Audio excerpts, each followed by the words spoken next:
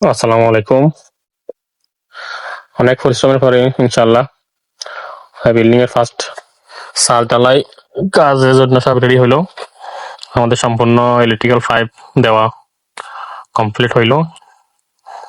এখন শুধু অপেক্ষায় সাল ঢালাইয়ের। পাইপ দেখে হয়তো কারো মাথা ঘুরে যাবে, কিন্তু এত পাইপ কিসের, এত পাইপ কেন? আসলে সবগুলাই প্রয়োজন, একটা পাইপও অপ্রয়োজনও নাই। এটা একটা পুরো বিল্ডিং একটা কন্ট্রোল রুম, তো এই কারণে এখানে পাইপ বেশি দেখা যাচ্ছে।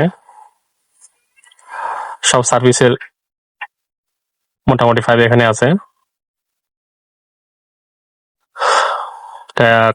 করিডোরের দুনো পাশে, এক পাশে লিফট, অন্য পাশে হাই লেভেল মেইনটেনেন্স।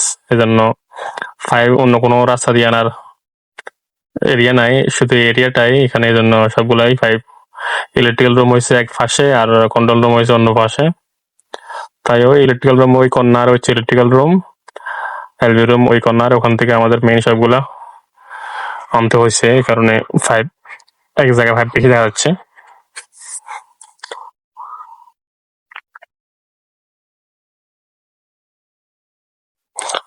আমরা মাঝে মধ্যে ফুল বক্স ব্যবহার করছি।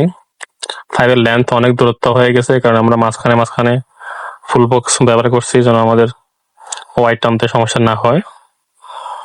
এটা হচ্ছে মেইন এলভি রুম। এখান থেকেই সবগুলা আউটপুট যাবে, লাইট, পাওয়ার সব এখান থেকে যাবে। কারণ পাইপ বেশি দেখাচ্ছে এখানে। এটা হচ্ছে এলভি রুম। এখানেই এলভি রুমের অবশ্য স্বাদ নাই, ডাবল ফ্লোরের room, double height. Ground floor এটা সাদা হবে না, ডাবল ফ্লোর।